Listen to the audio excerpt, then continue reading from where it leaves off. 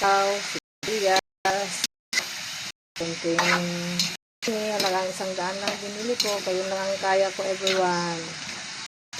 Minsan makatikim man lang ng karne, pero hindi ko nakagulay.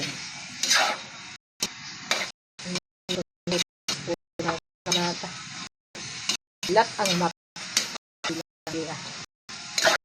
Ito.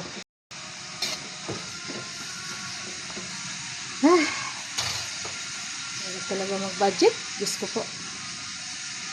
Pag sapat-sapat lang, hindi sapat. Kulang yun. Pero kailangan makang kumain. Hindi kailangan. Talagang pamili. Buti na lang may tanim akong siyas mukhang paano na rin yung bunga. Thank you guys. Thank you for watching, everyone.